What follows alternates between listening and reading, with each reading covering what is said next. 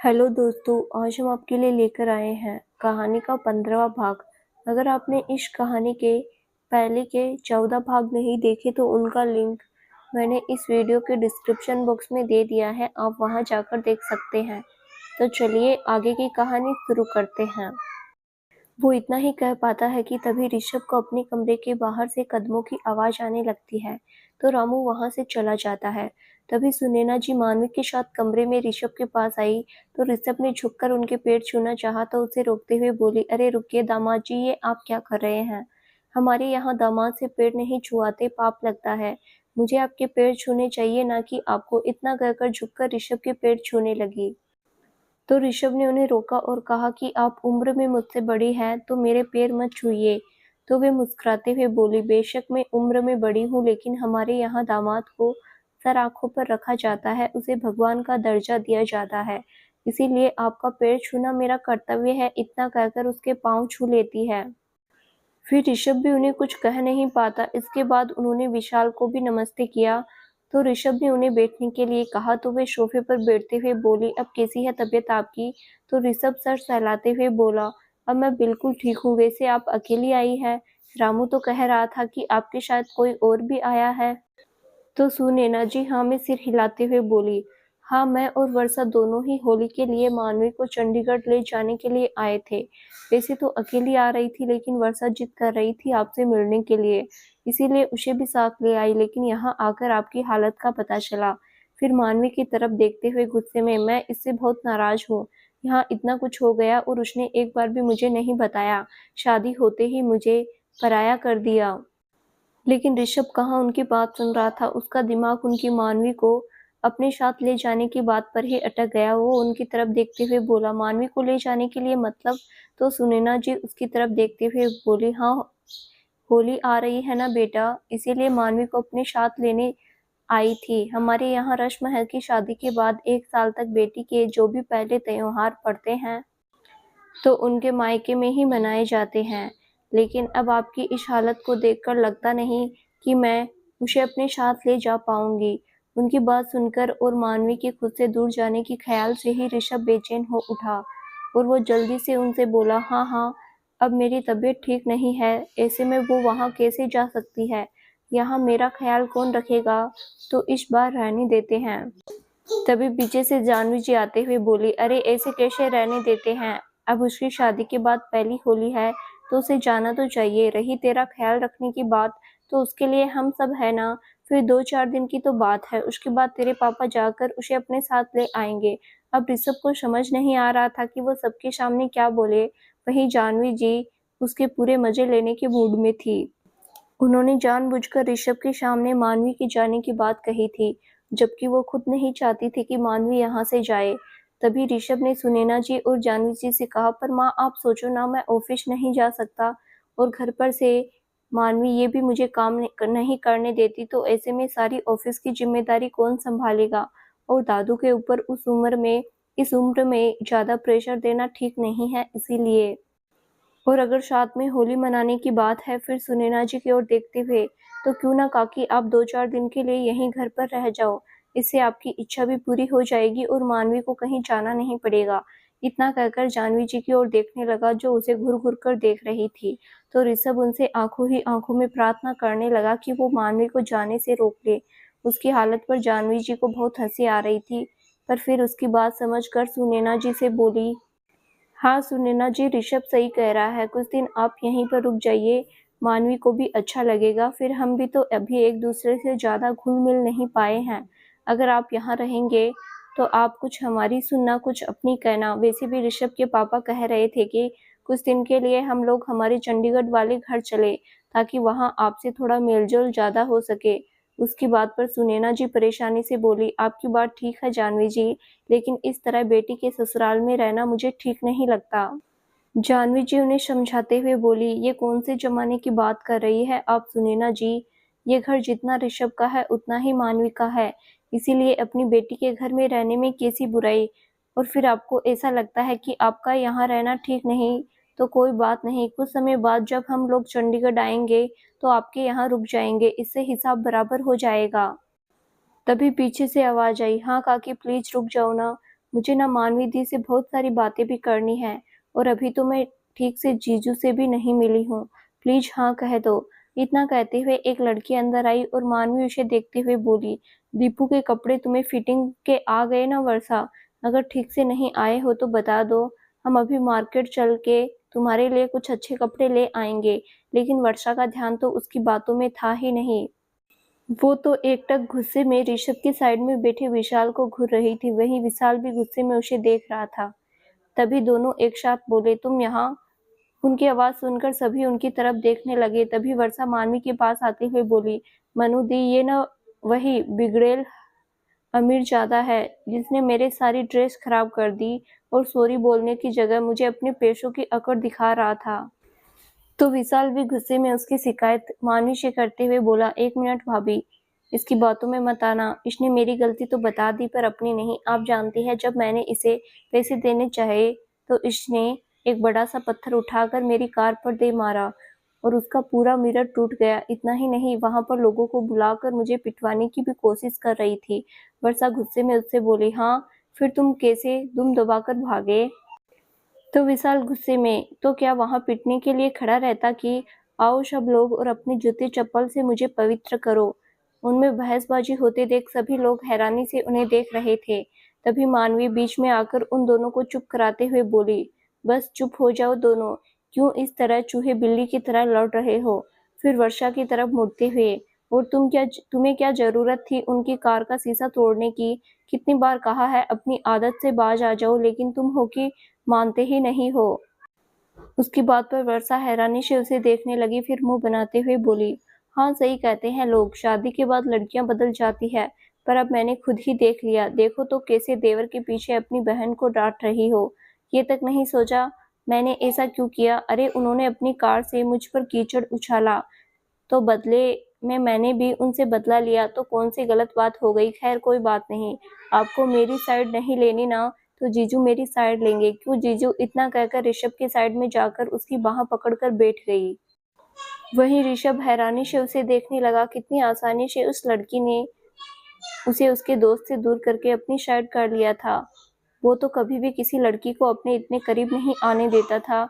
लेकिन यहाँ बात मानवी की बहन और उसकी साली शाइबा की थी। तो ऋषभ विशाल को देखते हुए बोला, आखिर बताएगा बात क्या हुई तुम दोनों में, जो इस तरह से खुद भी परेशान हो रहे हो और सबको भी कर रहे हो? तो विशाल अफसोस में नामे सिर हिलाते हुए उससे बोला, अरे कुछ नहीं यार, पता नहीं आज किसका मुंह देखकर उठा था जो ये मुसीबत मेरे पल्ले पड़ गई। तुझे लेकर परेशान था, इसीलिए तुझसे मिलने आने के लिए तेज ड्राइव कर रहा था, पर पहले सिग्नल टूटने की वजह से फाइन भरते वक्त टाइम वेस्ट हुआ था। इसी वजह से मैंने कार की स्पीड बढ़ा दी। अब मुझे क्या पता था कि ये मोहतरमा उस वक्त वहां से गुजर रही होगी, तो सड़क पर गिरा कीचड़ इनके ऊपर उछल गया। अब इन्होंने पीछे से मुझे ऐसी ऐसी गालियां सुनाई कि मुझे कार रोकनी पड़ी। अब मुझे जल्दी जल्दी से वहां से निकलना था, पर ये मोहतरमा इनकी चपड़ चपड़ बंद होने का नाम ही नहीं ले रही थी। इसीलिए मैंने पैसे निकालकर इसके हाथ पर रख दिए और वहां से निकलने लगा कि इसने गुस्से में आकर मुझे मेरी कार से पीछे धकेल दिया और एक बड़ा सा पत्थर उठाकर ग्लास पर दे मारा। और इससे भी इसका मन नहीं भरा, तो जब मैं गुस्से में इसकी तरफ बढ़ा तो ये शोर मचा मचा कर सभी को बुलाने लगी कि मैं इसके साथ बदतमीजी कर रहा हूँ और इसे छेड़ रहा हूँ। तो फिर तू ही बता, मैं वहां पर कैसे रुकता? लोग आने लगे थे और इसने मुझ पर इल्जाम भी इतना घटिया लगाया था कि उनके हाथों मेरा पिटना तय था। उसकी बात पर वर्षा जल्दी से बोली, हाँ तो जीजू मैं और क्या करती? इन्होंने मेरा नया और सबसे फेवरेट सूट खराब किया था, जिसे मैंने 6 महीने की कमाई को जोड़कर खरीदा था। फिर ये माफी मांगने की जगह मुझे अपने पैसे और दिखा रहे थे, तो बस मेरा ईगो हर्ट हो गया और मैंने अपना बदला ले लिया। पर फिर आपके दोस्त मुझे मारने के लिए मेरी तरफ आ रहे थे, तो इसमें मुझे खुद को बचाने के लिए जो सही लगा मैंने किया। तो सुनैना जी गुस्से में उससे बोली, मतलब मैं थोड़ी देर के लिए सामान खरीदने क्या चली गई? तुमने इतना कुछ कर दिया, बस इसीलिए मैं तुम्हें यहाँ नहीं ला रही थी। मुझे पता है कि तुम कहीं भी कोई ना कोई मुसीबत खड़ी कर ही देती हो। उसकी बात सुनकर वर्षा की सूरत रोने जैसी हो गई, तो ऋषभ उसे शांत कराते हुए उनसे बोला, बस रहने दीजिए काकी, बच्ची है। फिर विशाल और वर्षा की तरफ देखते हुए, और अब तुम दोनों इस बात को यहीं खत्म करो। इस बाजी में कुछ नहीं रखा है। तो विशाल उठते हुए बोला, तू सही कह रहा है ऋषभ, इसीलिए अब मैं सोच रहा हूँ कि मुझे यहाँ से जाना चाहिए। अगर अब मैं यहाँ रहा तो किसी की शक्ल देख कर मेरा दिमाग खराब हो जाएगा।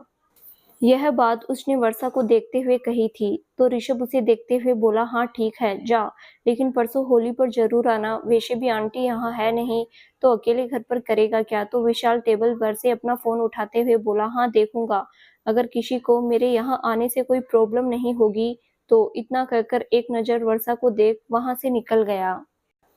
धीरे धीरे शाम हो चुकी थी। सभी के जिद करने पर सुनैना जी हार मानकर शैगल मेंशन में रह गई थी। वहीं वर्षा वो तो अपनी मानवी दीदी के पास रहने से खुशी से फूले नहीं समा रही थी।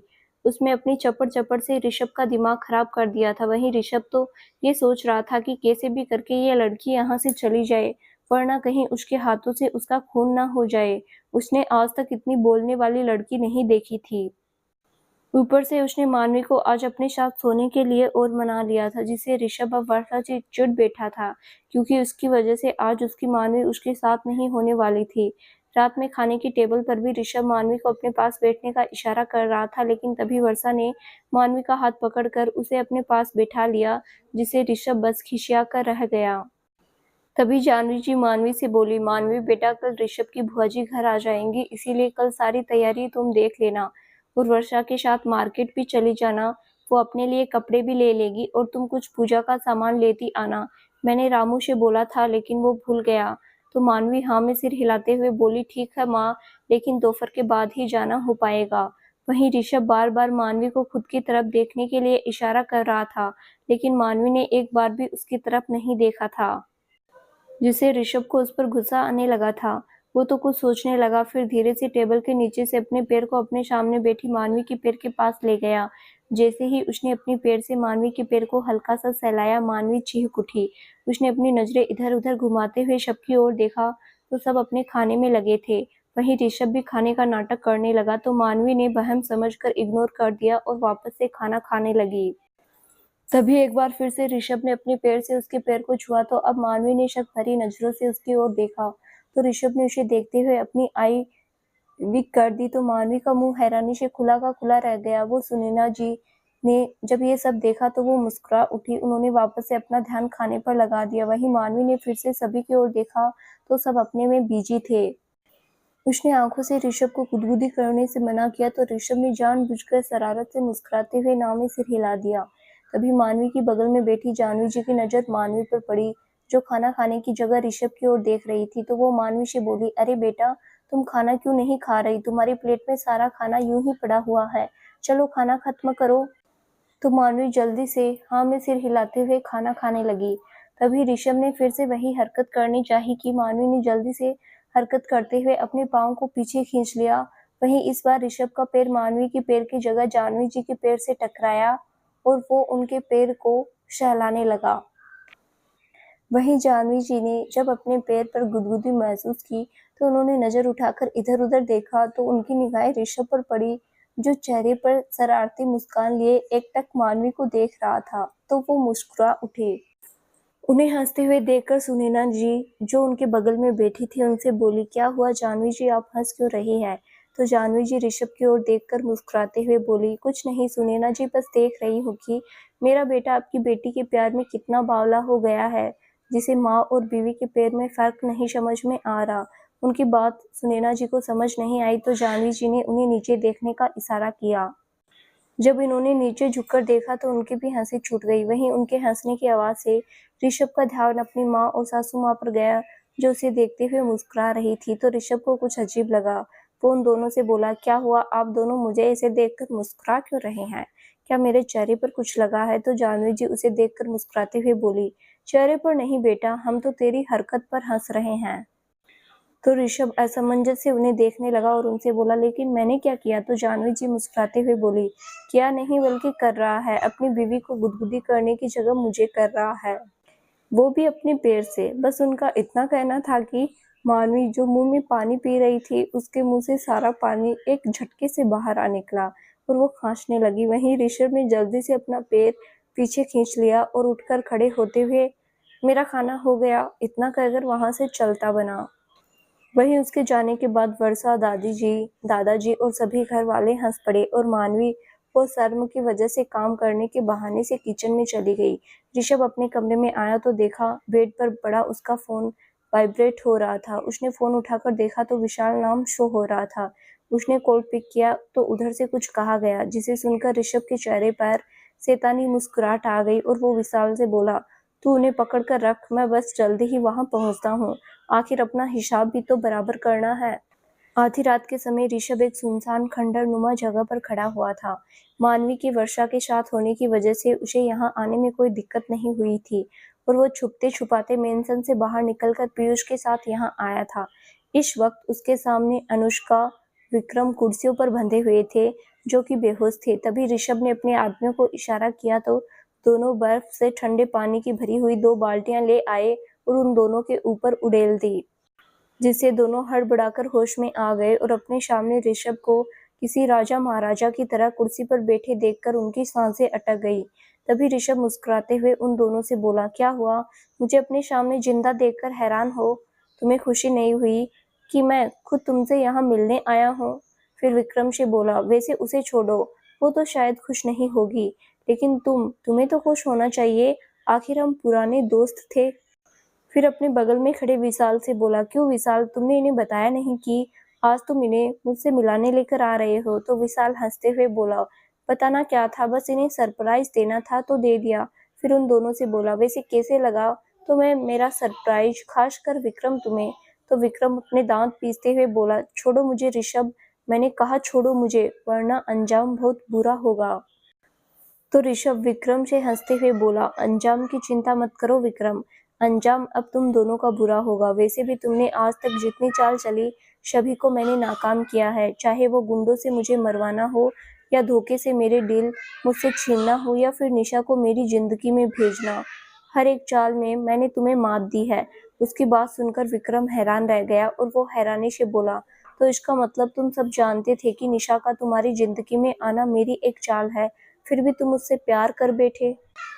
तो ऋषभ मुस्कुराते हुए बोला, प्यार और वो भी निशा से? कभी नहीं, मैं पहले से ही जानता था कि निशा का मेरी जिंदगी में आना कोई इत्तेफाक नहीं, वो तुम्हारी सोची समझी साजिश थी। बस मैंने तुम्हारी साजिश में फंसने का नाटक किया और तुम्हारे हर एक चाल को नाकाम करता गया, जिसका सबूत है ये। पर तुम कैसे पढ़ोगे? एक मिनट विशाल, तुम इसे इन पेपर्स को पढ़ के सुनाओ। इतना कहकर एक फाइल विशाल की ओर बढ़ा देता है। वहीं विशाल उसे पढ़ते हुए बोला, इस फाइल के बेस पर तुम्हारी कंपनी और तुम्हारे शेयर्स, इतना ही नहीं तुम्हारी पूरी प्रॉपर्टी अब ऋषभ की है। इतना ही नहीं, तुम्हारे गैर कानूनी धंधे, ड्रग्स, ह्यूमन ट्रैफिकिंग सभी पर इस वक्त पुलिस की रेड पड़ चुकी है और पुलिस तुम्हें कुत्तों की तरह ढूंढ रही है। और अगर तुम इस वक्त यहाँ से कहीं भी बाहर गए और पुलिस के हाथ लग गए तो तुम्हें उम्र कैद की सजा होने से कोई नहीं बचा सकता। विक्रम ऋषभ की बात सुनकर हैरान रह गया। उसने सोचा भी नहीं था कि ऋषभ उसके दाव पेंच को मोहरा बनाकर उसकी चाल उसी पर चल देगा और उसे इसकी कानो कान खबर भी नहीं लगी थी। अब उसे अपने बचने का कोई रास्ता नजर नहीं आ रहा था सिवाय ऋषभ के, इसीलिए वो गिड़गिड़ाते हुए ऋषभ से बोला, ऋषभ तुम मेरे साथ ऐसा कैसे कर सकते हो? हम तो दोस्त है ना, तो फिर तुम मुझे बचा लो, मैं वादा करता हूँ अपने सभी गैर कानूनी काम को छोड़ दूंगा। तो ऋषभ गुस्से में दांत पीसते हुए उससे बोला, दोस्त वो भी तुमसे? ये दोस्ती तो मैं तब याद नहीं आई जब अपने ही दोस्त की बहन पर बुरी नजर डाल रहे थे, जब अपने सभी गैर कानूनी कामों का नाम मेरे ऊपर लगाया था। अगर वक्त पर मुझे तुम्हारी इस चाल के बारे में पता नहीं चलता तो आज पुलिस तुम्हारी जगह मेरे पीछे पड़ी होती और मेरे परिवार की बरसों की कमाई इज्जत मिट्टी में मिल जाती। तो काहे की दोस्ती? फिर अनुष्का की तरफ देखते हुए, और तुमने जो उन गुंडों को मेरी मानवी को रुस्वा करने के लिए हायर किया था, उसके लिए तुम्हें भी कड़ी से कड़ी सजा दिलवा कर रहूंगा। वैसे भी तुम्हारे चमचों ने तुम्हारे खिलाफ सब कुछ बक दिया है। फिर विशाल से, जब पुलिस को इन्फॉर्म कर दे कि उनके दोनों मुजरिम इस वक्त हमारी गिरफ्त में हैं। तो विशाल उसके कंधे पर हाथ रखते हुए बोला, डोंट वरी, पुलिस नहीं पर मौजूद है। मैंने उन्हें पहले ही इन्फॉर्म कर दिया ताकि वह इन दोनों का इकबाल जुर्म अपने कानों से सुने। फिर पुलिस को आवाज देते हुए, आ जाइए कमिश्नर साहब और ले जाइए अपने अपराधियों को। उसके कहने पर सभी पुलिस वाले, जो कि खंडर के टूटी-फूटी दीवारों के पीछे छुपे हुए थे, सभी बाहर निकल आए और कमिश्नर साहब ऋषभ के पास आते हुए बोले, thank you mister Sehgal and mister Raheja, आज आपकी वजह से ये दोनों हमारे हाथों में आ गए। अगर आप इनके साथ नेम चेंज करके मीटिंग फिक्स नहीं करते तो आज भी ये हमारे हाथों से निकल जाते। इतना कहकर ऋषभ विशाल से हाथ मिलाते हैं और अनुष्का और विक्रम को लेकर जाने लगते हैं कि अनुष्का, जो इतनी देर से खामोश बैठी थी, वो अचानक ही जोर से ऋषभ से बोली, तुम्हें क्या लगा ऋषभ कि तुमने हमें पुलिस के हवाले कर दिया तो अब तुम अपनी उस सो कॉल्ड मानवी के साथ खुशी खुशी जिंदगी जियोगे? नहीं, अभी तो खेल शुरू हुआ है, ये इतनी जल्दी खत्म नहीं होने वाला। जानते हो क्यों? क्योंकि कोई है जो तुमसे तुम्हारा बिजनेस नहीं बल्कि तुम्हारी जान छीनने आया है। विक्रम ने तो तुम्हारे बिजनेस पर वार किया था, लेकिन वो तुम्हारे दिल पर वार करेगा। इतना ही नहीं, उस दिन वो गोली चली थी ना, वो तुम्हारे लिए नहीं थी बल्कि तुम्हारी जान मानवी के लिए थी, जिसे तुमने महान बनकर बचा लिया। लेकिन आगे क्या करोगे? कब तक बचाओगे उसे? इसीलिए संभल कर रहना ऋषभ, क्या पता कब कौन सा तूफान आ जाए और तुमसे तुम्हारी मानवी को छीन कर ले जाए। अनुष्का की ऐसी बातें सुनकर ऋषभ गुस्से में उसकी ओर बढ़ा, पर विशाल ने उसे पकड़ लिया। वहीं पुलिस विक्रम और अनुष्का को गाड़ी में बैठा कर ले गई तो विशाल ऋषभ को शांत कराते हुए बोला, शांत हो जा यार, उसका खेल खत्म, और पकड़े जाने की वजह से वो गुस्से में ऐसी बातें कर रही थी, तो तू क्यों इतनी टेंशन ले रहा है? और फिर तू है ना भाभी के साथ, तेरे साथ होने से कोई उनका बाल भी बांका नहीं कर सकता।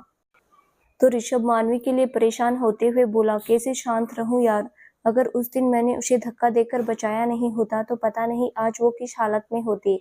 उसे तो पता नहीं कितना बड़ा खतरा इस वक्त इसके ऊपर मंडरा रहा है, लेकिन वो कौन हो सकता है जो मानवी को चोट पहुंचाना चाहता है?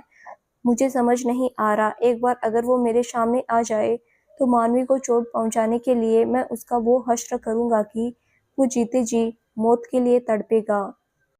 तो विशाल उसे अपने साथ ले जाते हुए बोला, अच्छा ठीक है, तुझे उसका जो करना है तू कर लेना, मैं भी तेरा साथ दूंगा, लेकिन अभी यहाँ से घर चल।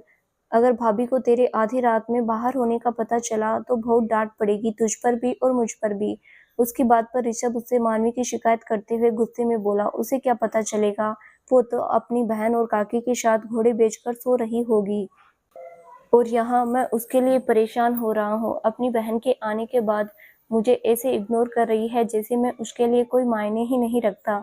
उसे तो मेरी जरा सी भी फिक्र नहीं है। दिन भर से मेरी उससे एक भी बात नहीं हुई है, लेकिन मजाल है मैडम, मुझसे एक बार भी बात करने आई हो या मेरा हालचाल पूछने आई हो। उल्टा जब मैंने खुद से कोशिश की तो सबके सामने मेरा ही मजाक बनवा दिया। और उसकी बहन, मन तो कर रहा है उसका खून ही कर दूं। दिन भर अपनी बकबक से मेरा दिमाग खराब कर दिया।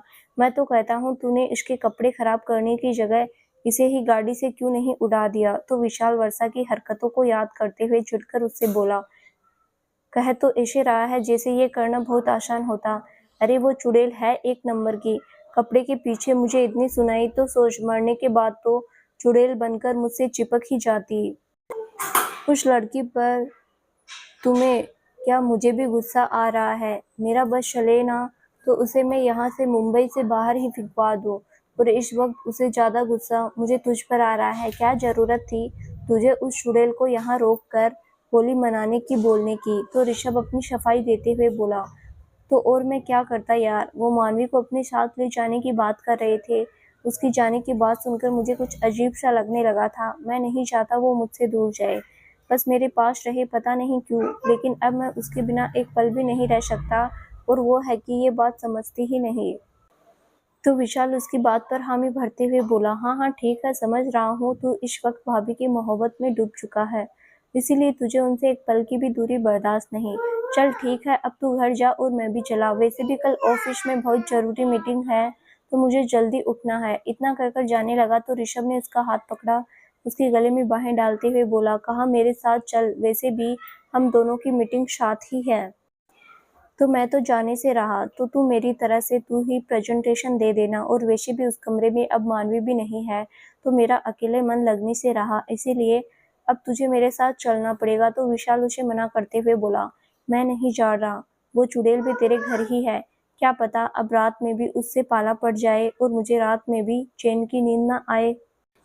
तो ऋषभ उसे अपने साथ खींचकर ले जाते हुए बोला, चल ना यार, वो तो सो रही होगी, और वैसे भी वो घर मेरा है, वहाँ कौन रहेगा और कौन नहीं, ये मैं डिसाइड करूंगा, वो नहीं।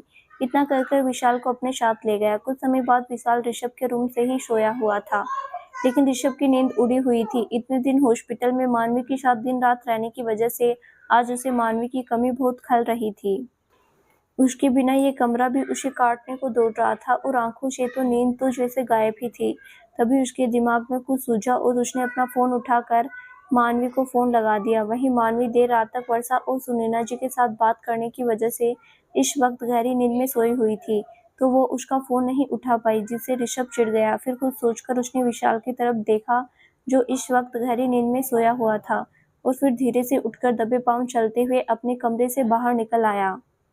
वो धीरे-धीरे चलकर एक रूम के सामने आया। उसने गहरी सांस ली, फिर हल्के से उस रूम के दरवाजे को खोलने की कोशिश करने लगा, लेकिन वो नहीं खुला, तो वो झुनझुना कर गया। उसे इस वक्त मानवी पर बहुत गुस्सा आ रहा था। फिर कुछ सोचकर उसने गहरी सांस ली, फिर चलते हुए घर से बाहर निकलकर पीछे गार्डन में आ गया, जहाँ से उस रूम की खिड़की गार्डन की तरफ खुलती थी, और ऋषभ की खुशकिस्मती की आज खिड़की खुली हुई थी। तो ऋषभ ने सर उठाकर उस खिड़की को देखा और फिर खुद से ही बोला, चल ऋषभ बेटा, लोग मोहब्बत में सूली पर चढ़ जाते हैं, फिर यहाँ तो तुझे खिड़की पर ही चढ़ना है। अब मोहब्बत की है तो निभानी तो पड़ेगी ही। पता नहीं ये लड़की अपने प्यार में मुझसे क्या क्या करवाएगी। इतना कहकर वो इधर उधर देखने लगा, तो उसे गार्डन की दूसरी तरफ ही सीढ़ी दिख गई। तो वो खुश होकर जल्दी से उस तरफ गया और उसे लाकर खिड़की से सेट कर दिया, और फिर हिम्मत कर धीरे धीरे उस पर चढ़ने लगा। वो अभी 2-3 सीढ़ी ऊपर ही चढ़ा था कि तभी नीचे से आवाज आई, सर ये आप क्या कर रहे हैं? अपने ही घर में कोई इस तरह सीढ़ी लगाकर जाता है क्या? उस आवाज को सुनकर ऋषभ हैरानी से वहीं पर जड़ हो गया। उसने हिम्मत कर पीछे पलटकर देखा, तो वॉचमैन और एक गार्ड दोनों ही नीचे खड़े हुए सवालिया नजरों से उसे देख रहे थे। ऋषभ से अब उनके सवाल का कोई जवाब देते ही नहीं बना। वो तो मानवी के पास जाने की खुशी में भूल ही गया था कि बाहर गेट पर वॉचमैन तो उसकी पूरी मेंशन के चारों तरफ गार्ड्स का पहरा होता है। तो वो खुद ही झेम मिटाने के लिए 2 से 3 सीढ़ी नीचे आया और झूठा गुस्सा कर उन दोनों पर करते हुए बोला, तुम दोनों को इससे क्या मतलब? तुम लोगों का काम मेरे दुश्मनों पर नजर रखना है और उनकी खोज खबर लेना है, ना कि मेरी पर्सनल लाइफ में इंटरफेयर करने का, कि मैं क्या करता हूँ क्या नहीं। अब जाओ यहाँ से, बाहर पहरा दो, कहीं कोई दुश्मन अंदर ना आ जाए। और हाँ, ये अभी जो कुछ भी हुआ और तुमने मुझे इस तरह देखा, इसकी खबर घर के किसी भी मेंबर, यहाँ तक कि किसी भी सर्वेंट को नहीं होनी चाहिए, वरना तुम दोनों को जॉब से निकाल दूंगा। उसकी बात सुनकर गार्ड और वॉचमैन ने एक दूसरे को देखा, फिर दोनों ही सिर हिलाकर वहां से चले गए। उनके जाने के बाद ऋषभ ने लंबी सांस ली और खुद से बोला, ओ गॉड, बच गया, वरना पता नहीं ये दोनों क्या क्या सोच लेते। फिर गुस्से में खिड़की की तरफ देखते हुए, मानवी की बच्ची, तुम्हें तो मैं छोड़ूंगा नहीं। तुम्हारी वजह से आज मुझे क्या क्या कुछ करना पड़ रहा है, इसका सजा तो तुम्हें जरूर मिलेगी। मैं तुम्हें छोड़ूंगा नहीं। इतना कहकर जल्दी जल्दी ऊपर चढ़ गया और सावधानी से खिड़की से अंदर कूद गया। उसने अपनी नज़र को घुमाकर चारों तरफ देखा। पूरे कमरे में घना अंधेरा फैला हुआ था। बस एक हल्की सी बेड के पास टेबल लैंप जल रही थी, जिसकी वजह से उसे बेड पर सो रहे 3 लोग दिख रहे थे, जो कि पैर से लेकर सर तक चादर तानकर सो रहे थे, जिनका चेहरा भी नहीं दिख रहा था। अब ऋषभ कंफ्यूज हो गया कि इनमें से मानवी कौन है। वो खुद से बोला, अब इनमें से मेरी बीवी कौन है ये कैसे पता लगाऊं? अगर कहीं गलती से साली साहिबा या फिर सासू माँ को पकड़ दिया तो बड़ी गड़बड़ हो जाएगी। वैसे भी शाम को कम रायता नहीं फैला, क्या करूं, कैसे पता करूं? वो यही सोच रहा था। उसके बाद वो दबे पांव धीरे धीरे चलकर बेड के एक साइड आया और नीचे झुककर हल्के से उस लैंप को उठाकर बेड के करीब लाया और हल्के से कंबल उठाते हुए चेहरा देखने लगा। तो उसे वर्षा का चेहरा नजर आया, तो ऋषभ जल्दी से उससे दूर हो गया। उसके बाद ऋषभ खुद से बोला, इधर ये चटर पटर सो रही है तो जरूर उस तरफ मानवी ही होगी, और ये बीच में काकी। इतना कहकर ऋषभ दूसरी तरफ आया और हल्के से मानवी को हिलाकर उसे जगाने लगा, लेकिन वो तो उठ ही नहीं रही थी, तो ऋषभ उसे जोर से आवाज भी नहीं लगा सकता था।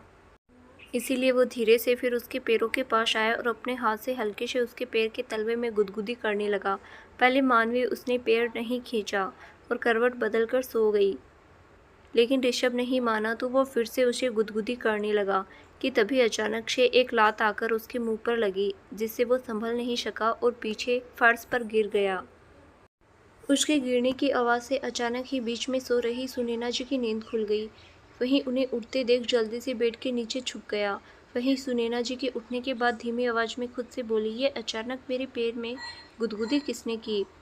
लेकिन यहाँ तो कोई नहीं दिख रहा। उन्होंने चारों तरफ नज़र घुमाकर देखा तो घने अंधेरे में उन्हें कोई दिखाई नहीं दिया। वहीं ऋषभ ने जब उनकी बात सुनी तो उसने अपना माथा पीट लिया। दरअसल जब उसने दोबारा गुदगुदी की तो मानवी करवट बदलकर सो गई थी और उसकी जगह सुनैना जी का पैर आ गया था। लेकिन उसने अपनी जल्दबाजी में ध्यान नहीं दिया और उनके पैर को गुदगुदाने लगा। थोड़ी देर तक इधर-उधर देखने के बाद सुनैना जी ने सोचा कि शायद उनका पैर सो गया होगा, इस वजह से उनके पैर में अपने आप गुदगुदी जैसी वाइब्रेशन होने लगी। इसी वजह से वो वापस से लेट गई और अपनी आंखें बंद कर ली। वहीं ऋषभ भी बेड के नीचे भगवान से मन ही मन प्रार्थना कर रहा था कि वो जल्दी ही सो जाए। थोड़ी देर बाद जब ऋषभ को कोई हलचल महसूस नहीं हुई तो वो धीरे से बाहर निकला और उसने हल्का सा बेड के बगल से सर उठाकर देखा तो सुनैना जी सो चुकी थी। तो ऋषभ धीरे से उठकर उसके पास आया और इस बार उसने गुस्से में नीचे झुककर हल्के से मानवी के होठों पर बाइट कर लिया, जिसे हड़बड़ाकर मानवी की नींद खुल गई। लेकिन वो चीख पाती उससे पहले ही ऋषभ ने उसके मुंह पर हाथ रखकर उसकी आवाज को बंद कर दिया। तो मानवी हैरानी से उसे देखने लगी।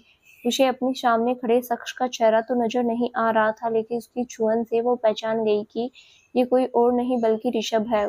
पर वो हैरान थी कि ऋषभ आधी रात के वक्त उसके कमरे में क्या कर रहा है।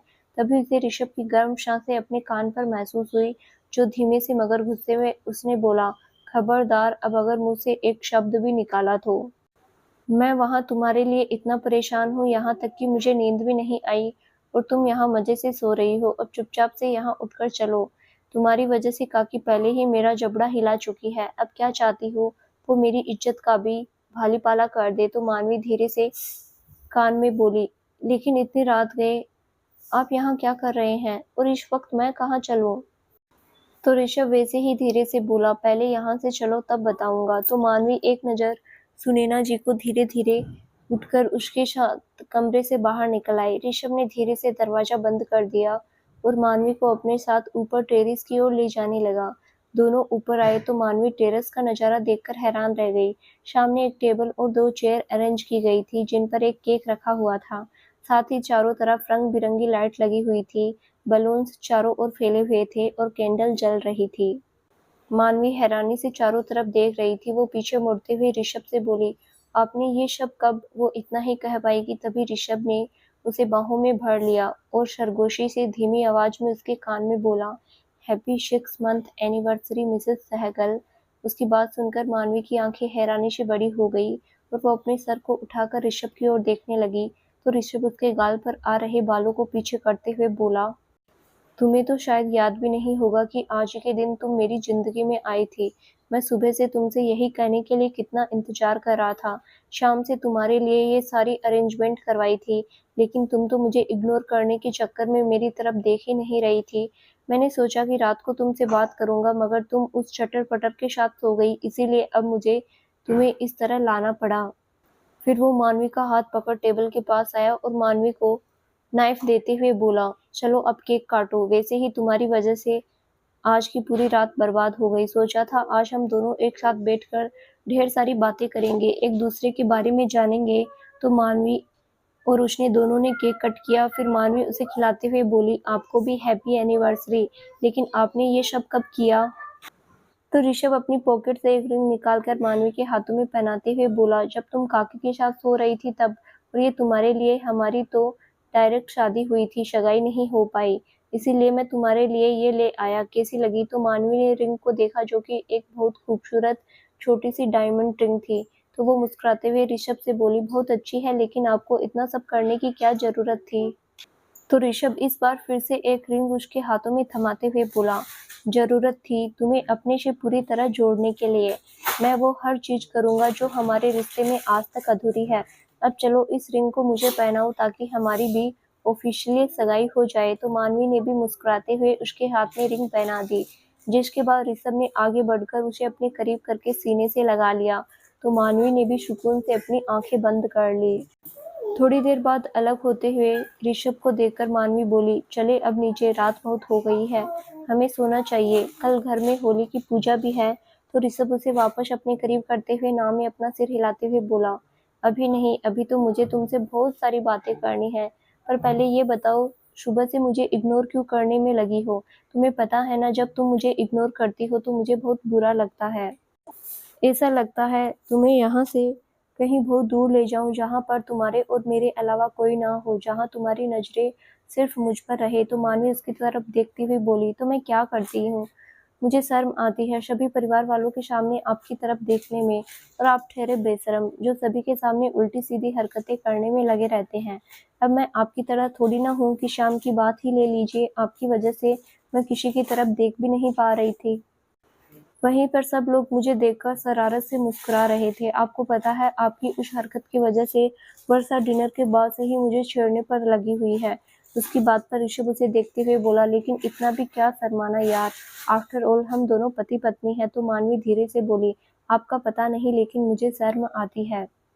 तो ऋषभ इस बार उसे अपने करीब करते हुए बोला, चलो छोड़ो ये बातें, अब जब हमारे पास बददस्तूर ए मौका है तो क्यों ना हम एक दूसरे के बारे में जाने, एक दूसरे की पसंद नापसंद हर चीज। इतना कहकर मानवी को वहीं टेरेस पर लगे झूले पर लेकर बैठ गया और उसकी गोद में सर रखकर लेट गया और मानवी के चेहरे की ओर देखते हुए बोला, मुझे तुम्हें कुछ बताना है। तो मानवी ने उसके बालों में हाथ फेरते हुए हाँ में सिर हिला दिया। तो ऋषभ आगे बोला, निशा मेरी मोहब्बत नहीं थी मानवी, मेरी पहली और आखिरी मोहब्बत तुम ही हो। उसकी बात सुनकर मानवी हैरान रह गई। वो हैरानी से ऋषभ से बोली, क्या मतलब, वो आपका प्यार नहीं थी? तो फिर आप उसके साथ इतने दिन तक क्यों थे? तो ऋषभ उसकी आंखों में हैरानी से देखकर उसे समझाते हुए बोला, मेरा उसके साथ रहना मेरा प्लान था, क्योंकि वो मेरे कंपटीटर विक्रम के कहने पर मेरी जिंदगी में आई थी मुझे बर्बाद करने के लिए। पर मुझे उसकी चाल का पहले से ही पता चल गया था, इसीलिए मैंने भी उसके खेल में उसका साथ दिया और उसके साथ प्यार का नाटक किया, जिससे मैं विक्रम को उसके हर खेल में मात दे पाया। लेकिन पापा ये बात नहीं जानते थे। उन्हें लगता था कि निशा ने अपनी खूबसूरती के जाल में मुझे फंसा लिया है। तो मैंने भी उनकी गलतफहमी दूर नहीं किया ताकि विक्रम और निशा को कोई शक ना हो। तो पापा ने और दादाजी ने मुझे उससे दूर करने के लिए अनुष्का के साथ मेरी शादी तय कर दी। और दादाजी ने मुझे धमकी भी दी, अगर मैंने शादी नहीं की तो वो मुझे प्रॉपर्टी से बेदखल कर देंगे। उस वक्त मैं शादी के लिए तैयार हो गया। दादाजी को लगा कि मैं प्रॉपर्टी की धमकी की वजह से डर गया हूँ, जबकि मैं शादी के लिए सिर्फ इसी वजह से तैयार हुआ था क्योंकि मैं उनकी बात को काटना नहीं चाहता था, साथ ही निशा से दूरी बनाना चाहता था, जिससे शादी से अच्छा कोई रास्ता नहीं हो सकता था। तो ऋषभ की बात सुनकर मानवी परेशानी से उससे बोली, तो क्या इसी वजह से आप अनुदी से शादी करना चाहते थे? तो ऋषभ ने उसकी बात पर हाँ में सिर हिला दिया। तो मानवी फिर से बोली, तो फिर मुझसे शादी हो जाने के बाद आप मुझसे दूर क्यों नहीं हुए, क्यों मुझे अपनी जिंदगी में ले आए? उसकी बात पर ऋषभ उसकी गोद से सर उठाकर बैठते हुए उसके गाल से हाथ लगाकर उसकी खुद को नजदीक करते हुए बोला, क्योंकि मुझे नहीं पता था कि मेरी शादी अनुष्का की जगह तुमसे हो जाएगी। मुझे तुम्हें देखते ही पहली नजर में ही प्यार हो जाएगा, लेकिन तुम्हारा छोड़कर जाना मुझे और मेरे ईगो को बहुत हर्ट कर गया। अब तुम ही सोचो ना, मुझ जैसे हैंडसम लड़के पर लाखों लड़कियां मरती हैं, और जिस पर मैं मर मिटा वही मुझे छोड़कर चले जाए तो बुरा तो लगेगा ही ना। बस इसीलिए जब तुम मुझे दिखी तो मैंने तुम्हें अपनी जिंदगी में वापस लाना चाहा, लेकिन तुमने साफ इनकार कर दिया। इसी वजह से मुझे फिर तुम्हें अनाथ आश्रम को बर्बाद और काकी को नुकसान पहुंचाने की धमकी देनी पड़ी।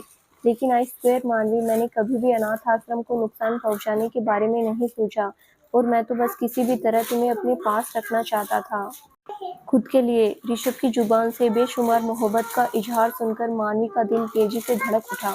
यूं तो आंखों से कई बार दिल का हाल बयां किया था, लेकिन आज जुबां से भी इजहार ए मोहब्बत हो चुका था। अपने लिए ऋषभ की बेशुमार मोहब्बत को महसूस कर मानवी की आंखें शर्म से झुक गई और चेहरे पर गुलाबी रंगत निखर आई, साथ ही होठों पर हल्की सी मुस्कान। वहीं ऋषभ भी उसके मुंह से खुद के लिए इजहार ए मोहब्बत सुनने के लिए बेताब था। जब मानवी ने कोई जवाब नहीं दिया तो वो उसका चेहरा ऊपर उठाते हुए बोला, ये तो गलत बात है, मैंने अपने एहसास तुम्हें बयां कर दिए, तो अब बदले में तुम्हें भी तो कुछ बोलना चाहिए ना। तो मानवी ने एक पल तक उसकी आंखों में देखा, फिर आगे बढ़कर उसके गले लग गई और धीरे से उसके कान में बोली, क्या मेरे होठों पर खिली हुई हल्की मुस्कान, शर्मो हया से झुकी नजरें, मेरी बढ़ी हुई धड़कनें, आपको मेरे दिल का हाल बयां नहीं कर रही है क्या? क्या अभी भी आपको मेरी मोहब्बत समझने के लिए अल्फाजों की ज़रूरत है कि हाँ, मुझे भी आपसे बेशुमार मोहब्बत है। इतना कहकर हल्के से उसके गाल को चूमकर उसे धक्का देते हुए ऋषभ के आगोश से भाग निकली। वहीं ऋषभ, जो मानवी का जवाब सुनकर बेहद खुश हो गया था और कसकर उसे अपने आगोश में भरने वाला था कि मानवी की इस अचानक की गई हरकत से हैरान रह गया और वो उसे रोकते हुए बोला, रुको, कहाँ जा रही हो? सुनो तो सही। तो मानवी, जो टेरेस के डोर तक पहुंच गई थी, वो रुकते हुए पीछे मुड़कर मुस्कुराते हुए ऋषभ से बोली, आज के लिए इतना बहुत है मिस्टर सहगल। अब जाकर अपने कमरे में सो जाइए, रात बहुत हो चुकी है। बाकी बातें कल होगी, वैसे भी कल मुझे बहुत काम है। इतना कहकर उसे एक फ्लाइंग किस दिया और मुस्कुराते हुए वहां से नीचे भाग गई। वहीं उसकी इस हरकत से पहले ऋषभ हैरानी से उसे देखता रहा, फिर मुस्कुराते हुए अपने बालों में हाथ फेरते हुए नीचे अपने कमरे की ओर चला गया और विशाल के बगल पर लेटकर अपनी आंखें बंद कर ली। मानवी के नरम होठों की छुअन अभी भी उसके गाल पर महसूस हो रही थी। वहीं मानवी भी सुनैना जी के बगल में जाकर लेट गई और मुस्कुराते हुए अपनी आंखें बंद कर ली। उसने अब ऋषभ और खुद की शादी को एक मौका देने का फैसला किया था, जिसे लेकर अब वो बहुत खुश थी। तो दोस्तों, आगे क्या होगा जानने के लिए इस कहानी का अगला भाग ज़रूर देखें, जो बहुत जल्द ही इस चैनल पर प्रसारित किया जाएगा। धन्यवाद।